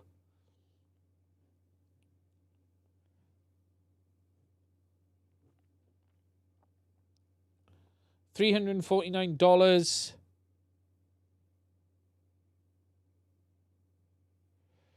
DJI's all right. I don't do a lot of filming, so that type. And if I did, I'd just use a GoPro. Hero 11 Mini. So what are we talking? We can get... Wait, they are. Look at this website. That is shocking. $349. Look at that. Wow, GoPro. Wow.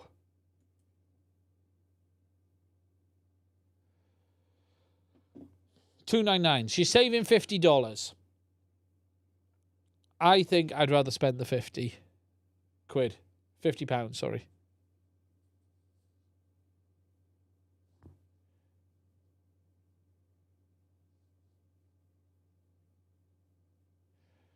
I don't think it's a good deal, that camera. I think it's got all of the compromises and really none of the benefits. If they'd have made that with a removable battery, then I think it could have been very interesting. But the fact they give it a fixed battery just shows they didn't know the audience they were aiming on. I like the form factor, but the fact the battery wasn't removable is a major problem.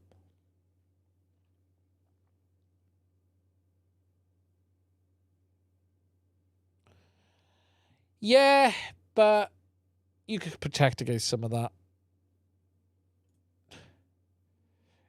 There's glass on the front and there's glass on the back of the other one, and there's glass on the front of this, and there's glass on the top. There's still stuff you can break.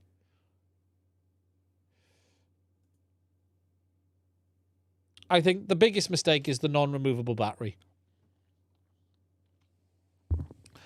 Yes, Mike Bigman. We need an 11 bones. Definitely need an 11 bones.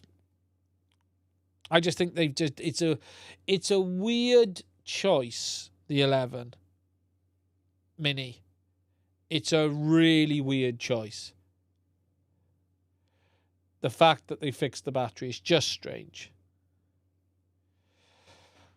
I think it shows they didn't really canvass the audience for it that well. I'll be honest with you. The Caddx Walnut is an okay camera. One day, in 2050, I might release my review of it if I ever get sent the new firmware. I see a bunch of vendors have put their reviews up, but mine's out of date. So I'd have to refilm because the firmware has changed a lot.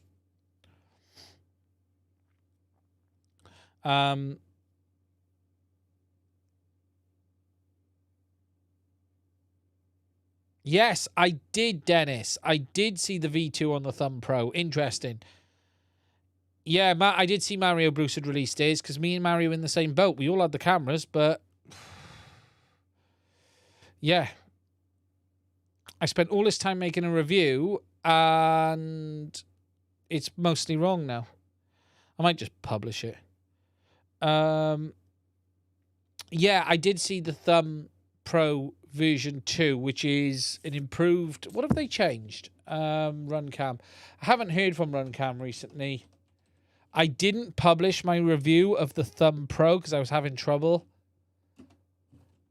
And I suspect they've just decided they're not going to bother. So there's a new version of it. New version. Bigger field of view. I hope it handles vibrations better. I found mine just was constantly jello.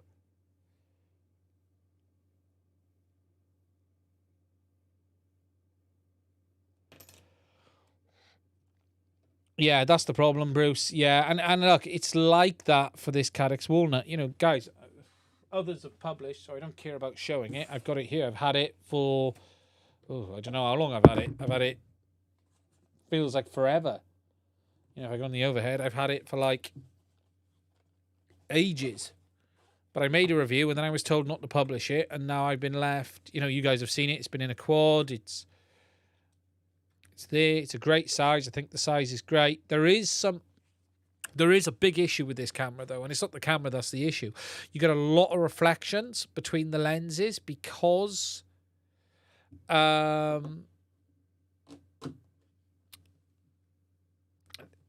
getting the bloody glass off is a pain in the ass.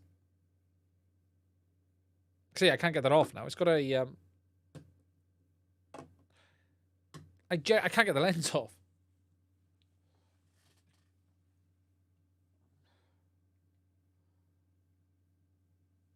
There we go. Had to use a pair of pliers. It's quite tight. Okay, so you get reflections between the ND filter and the main glass. So if you're flying towards sun, you will get reflections between the lenses. It needs coated ND filters, and I don't believe these are as standard, the ones they've included. It needs a anti-reflective coating on the inner glass. I don't believe that has based on that. Okay. So you do get reflections between the lenses. And that is a problem for it. And that's why you see some of the footage where you see sunspots and stuff between the lenses. That is one of the bigger issues with it. Also, the battery life is shocking on it as a module. In 4K, you get like 15 minutes, if that. You might get 2 flights if you're lucky, if you're not running it off the power system. But you can have the power system, but it's a bit quirky. But it's okay. It's okay. I like the camera. I actually really like the camera. I don't think it's terrible. Do ND filters you get for GoPros? Good quality ND filters should have coating on. Every good quality ND filter should have... it also gets incredibly hot as well. But good quality ND filters should have anti-reflective coating on the inside of the glass. I don't know. If you buy, like, if you look at Polar Pro, for instance, they were always high quality ND filters, and I used to have a lot of Freewell Gear ones. So if we go Polar Pro filters, they should, and if we look at shop filters, GoPro filters, you got the shutter collection. Let's just have a look at that. What do they say? Custom engineer. Cinema series glass with durability to protect withstand impact and inclusion of filters, so and so and so. Do they say about anti-glare? They don't say a lot, do they? They should have internal anti-glare. Most good ND filters should have anti-glare. Freewell Gears usually. Freewell Gear is another company. They make good ND filters. I use a lot of Freewell Gear filters. ND. Neutral density. So ND stands for neutral density. If you don't know what the term's for, it basically means it reduces light level without changing the color. That is the theory.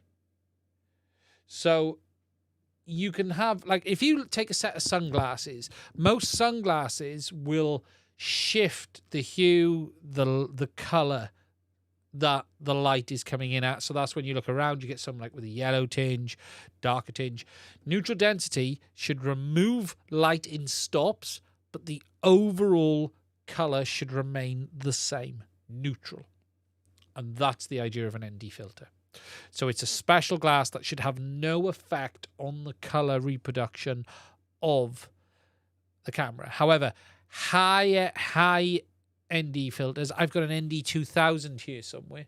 Is it up there? I'll show it actually. They look green as a result. It's like welding glass.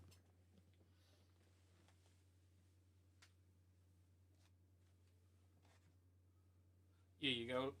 So here. Yeah.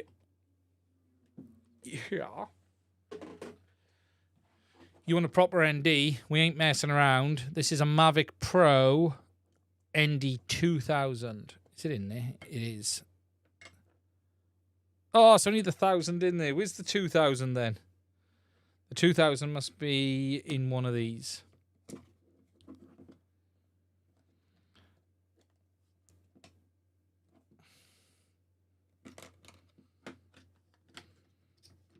That's circular polarized. On a drone. ND 2000 on a drone. No, it's not that one.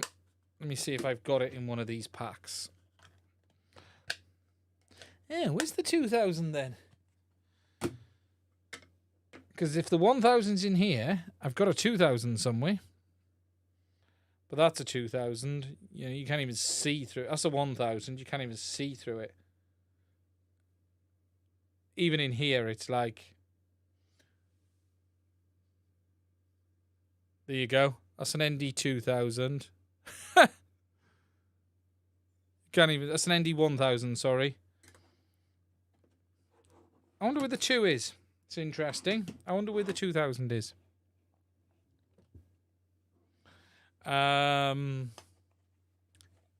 Solar planes. You get light through it. You do get light. I'm intrigued now where the 2K is. Just check this. See if it's in this one.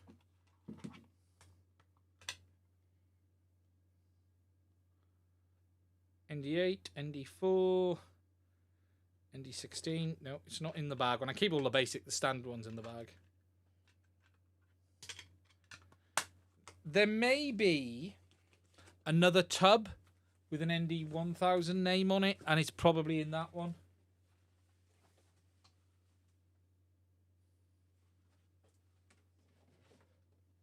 It's not there. No. It's vanished. It's here somewhere. But yeah, you normally have filtered glass. So let me just, if we go DJI, okay, action camera, GoPro, Osmo 3 Action 2. If we go Action, Osmo Action 3. So do they have anything for this? Are there screw-ons? No, you want push-ons. It's the push-ons that will be filtered.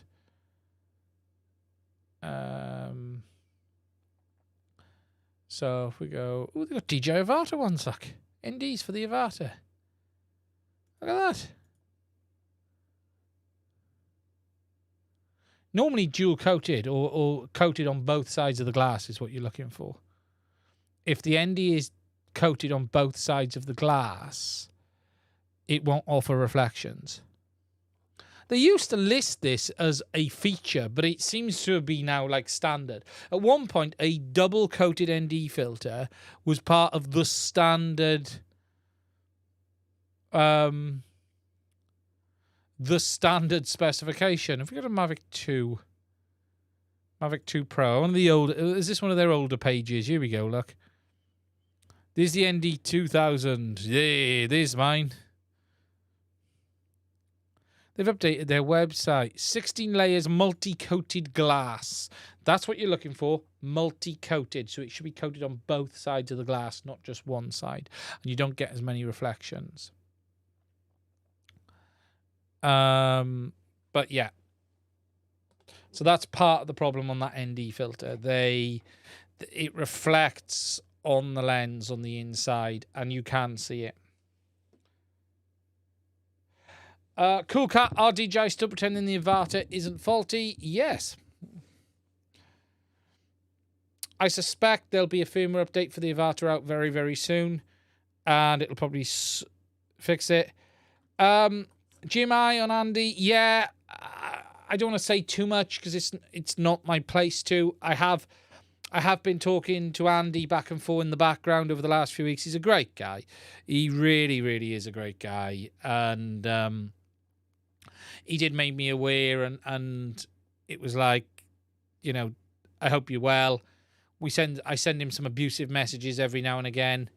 But yeah, the guy's definitely going through a tough time, and I just wish him all the best. He is genuinely one of the great channels out there. I think it's sad because a lot has changed, and I think it's really hard to make this a living. It's really, really hard to do this and make an income and support yourself, but also do it daily. Something that should be said is I'm really privileged, okay? I have what I class as some friends in this world. I have Bruce. I genuinely think Bruce is fantastic. I class him as a YouTube friend. I don't know Bruce on a personal level. We spoke a few times. If I ask him, he'll come on the phone. We'll have a hangout. If I say to Bruce tomorrow, have you got time for a chat this week? He'd of course do it. And I'm lucky because I got Bruce, Sean and Gary. And those three are the people sort of in the YouTube world I really appreciate, and they're like what I would class as friends. I tell them things, how I feel about things in the world and in the YouTube world and stuff. And they're good guys. They are amazing, amazing people. And there are a few others I class as sort of friends as well. Chris Rosser is another amazing guy, another YouTube friend of mine. Believe it or not, and some people might find this surprising, is Ken Dobo's actually a very good guy as well. Although he gets upset with me every now and again. I do like him. He's a bit difficult at times in the sense of we had a big misunderstanding about some stuff. But Ken is also a good guy that you can send the words of, hey, dickhead, how are you doing? And he's a nice guy. He's all right. He's a good guy. Me and Ken are fine. I class him as one of the YouTube buddies as well. But I'm really lucky Ken does come off as a real dude. He is. And look, there's always a barrier between Brits and Yanks. That's just how it is. There's a difference. But Ken, for me, the three, Sean, Bruce, and Gary are very, very good guys. And I'm lucky I have that. Because if I was in a dark place, one of them would kick me around the room or ask how I was doing. And, Andy RC's got some great people around him as well. But this is hard. Guys, if I was doing this for a living, this is hard. To be able every day to do this.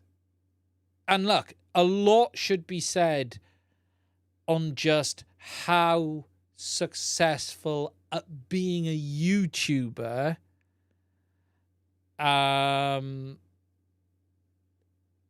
Bardwell is. He is extremely successful alone at being a YouTuber, and that is difficult because Bardwell isn't the same as me and a few others that, this is JB's income, this is his living. JB is extremely successful at running that. And anyone who thinks it's easy, trust me, it isn't. And if you want to know how to do it, I'm not saying perfect, I'm not saying right, but he is extremely successful and capable. And if you look at him right now, he is a machine.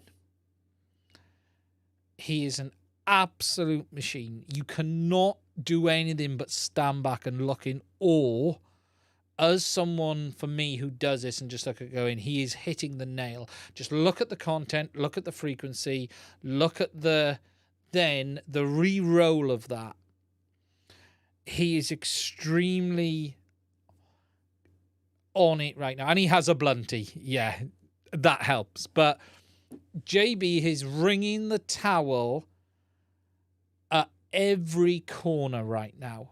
And that is incredible to see. And, he deserves all the success he's got. Yeah, and look, yeah, he is at the scale where he can get help. And that works for him. We could all do with a blunty. Yeah, and I'm leaving probably more on the table than I'm getting out of YouTube. Genuinely, I am leaving so much. If I was really able to, the way would be to split these live streams up into clips, get them on another channel as well, bring in income like JB has. He did that first. I'd actually had my clips channel as well, but I just not pushed it. The problem is now if I start pushing it, it looks like I'm copying JB.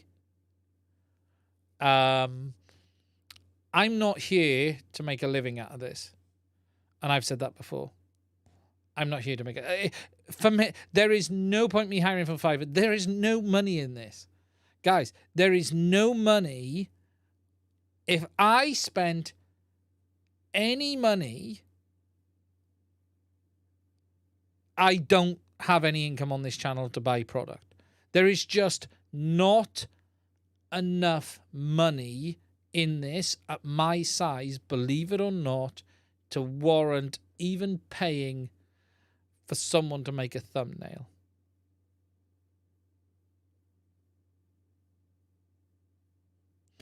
It's just difficult.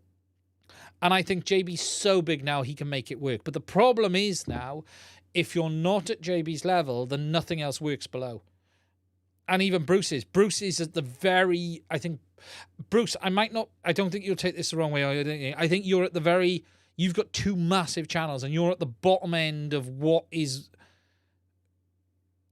workable, if you know what I mean, in the sense of from a financial point of view. You are at the very minimum level of what makes this work now in today's YouTube world. In the past, it was different, but in today's YouTube world, I think you're at the very lowest level that begins to make it even possible. I cannot imagine at my size. I cannot imagine at my size. You know, if the bills, that's why I'm not very, yeah, and still loving it. Yeah, exactly. And, you know, for the guys like Andy RC and others, it's hard. It's really, really hard. And I feel for them. I feel for them. I really do. You know, I am blown away by the support of the patrons I've had in the last 12 months. I'll be honest, if Patreon ended tomorrow, I'd probably shut the channel down. I'd walk away. There's no way I can make it work now with AdSense. AdSense is down to the floor this month. Anyone who is on it, it's through the floor. It is absolutely far, far down at the moment. FPV is trending down. Everything's trending down because of the cut in spending, advertising revenue. Without Patreon, I would be saying thank you very much and goodbye now. And the Patreon is, luckily, I built the Patreon up over the last 2 years, and I just want to thank everyone who supports on Patreon. I couldn't do it without you. Everything you do. Look, I'm able to spend money on product because of that.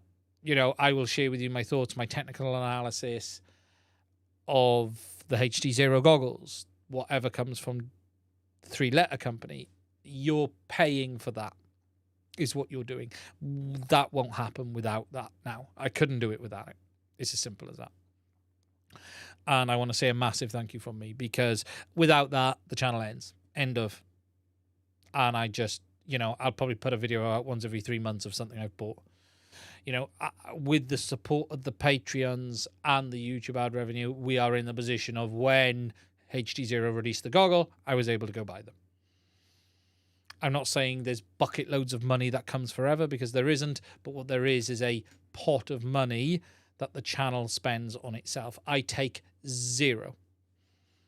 Zero, zero, zero. Now, I am not going to sit here and say I don't benefit from it. Of course I benefit from it.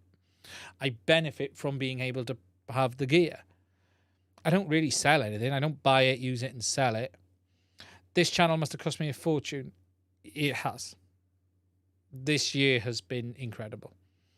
And, you know, yeah, here's another thing. If I talk about capital expenditure this year, okay, to give you an idea, I'm talking to you on it now, is the new microphone, which I've bought for the channel. You can just see it there, look. Sennheiser MKE600. That was like 300 quid. Brand new. That's the microphone I'm using on the channel now. And I'm using it in a lot more of the content rather than the lav and the other microphone. I'm going to go back to that one. Here is the Rode Rodecaster 2.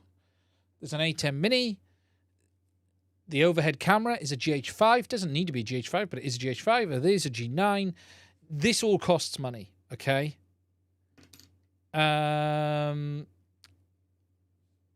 This all costs money.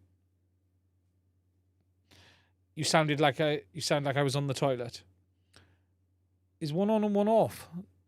Is it sounding okay now? It might be. Were they both on at the same time? Were they? Right. I should be on the second mic now. Try that. Sorry, that's the second mic. So we should only have one going out. There we go. Ah, the shot mic did. Is this sounding better now? I might have had both on and it didn't work. Is that all right? Testing. Oh, 1, 2, 3, 4, 5. Testing, testing, testing. This should be the shotgun. It should be working fine. It's been on all the content. It was 2 before. There you go. That's what it was. Yeah, they're slightly out of phase. Touch. I couldn't be bothered to adjust them to get them just right. There you go. So that's the shotgun. This is making my life so much easier. This really is. It just makes life easier overall. But obviously, then we're back onto the podcast. Yeah, it's a nice mic. It's a really nice mic. But it's all capital expenditure. It all costs money. And then there's the gear. There's the Avata. There's the gear. It all costs money to run a channel. And look, what I have been doing is the capital investment side of it is where I've been putting the money in on the channel that has been spare. It's equipment. That's where it's gone. It's product or equipment. It's that simple. But I feel for Andy. It's really hard. And anyone trying to make it as a YouTuber, it's hard. It's really hard. I now have my direction. I know what I'm doing. You know, this channel is a technical channel. Yes, I review products. Sometimes I review products that are a bit unexpected for you guys, like a microphone. But I do that because I feel like I think it's interesting and I want to have a look at it, and that's the agreement it takes to get my hands on it. I'm not going to hide away from the fact if a vendor reaches out to me and shows me a product I think is actually interesting and I think, well, that can help me, I'll do a review. Does that mean I'm doing the review to get a product for free? Sort of. But I'm still going to tell you my open and honest thoughts. I'm not going to sugarcoat it. If it's crap, and I'll tell you it's crap or I'll send it back. But most of the time we cover the more technical stuff. And that's where the direction of the channel is going.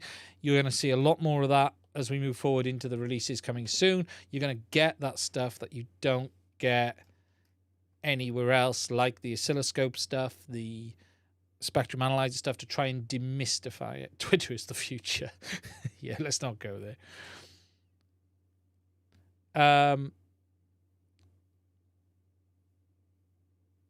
Yeah, Andy's a good guy, and I feel for him. So I wish him all the best. I'm going to send him a message tomorrow and say hello. But it's hard. Hard. It's not easy running something like this. Trust me. Trust me. The hours in my time at night, because I only run this channel at night, in the evening and weekends, that's when everything is done. Everything is done probably.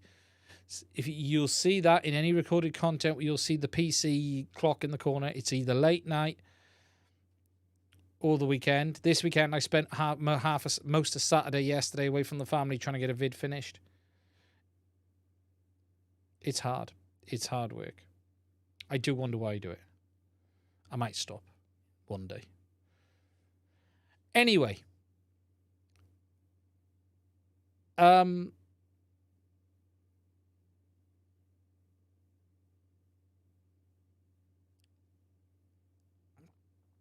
No vertical film option. Someone says, cool cat. Thank you for that, cool cat. Yeah, it makes sense. I always declare it. Every time. Cost of everything's gone through the roof. Welcome to the world of $1,000 FPV. Funny enough, before I go, I was talking to a friend this afternoon about graphics cards, and we were talking about the AMD RDNA 3, because I heavily follow the PC industry. Don't really game anymore. I just follow the industry. I was in IT for a large number of years. I had my own IT business for a large number of years, and I still follow it very, very closely. And I sat there and sort of said, yeah, RDNA 3 looks fantastic. We've got cards below £900 and, below £1,000. I'm really pleased. Since when is a graphics card being below £1,000 a good thing? But hey, that's the world we're in today. That is genuinely the world we are in today. Funny, innit? Very, very weird. Anyway, I'm going to wrap this one up. I want to thank all of you amazing people for spending time with me tonight. But before you go, I want you to hit the like button. I want you to hit the like button for me. I want to see that like get over 100 before we go. Fitz, yes.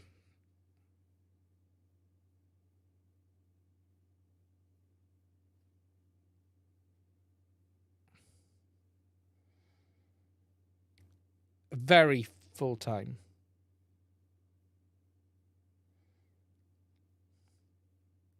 Thank you, my friends. Right, guys. I think we'll be back. If I haven't fallen in a ditch or accidentally cut off my head while shaving or fallen out of a window randomly as a result of some 3-letter company coming after me, I will be back next week. Until then, stay safe. If you want to support the channel, please do consider checking out the links to my Patreon in the description. I want to thank every one of my patrons as I have earlier. Please go and say hello to Andy and tell him how much we all like him. Tell him how much we all think he is a fantastic guy. Go and check out Bruce's channel and Sean's. Stay safe, and I will speak to you soon. There's the first button. YouTube won't let me end. I should end it on an ad. YouTube wants me to put an ad up. I should finish the stream on an ad. That's what I should do.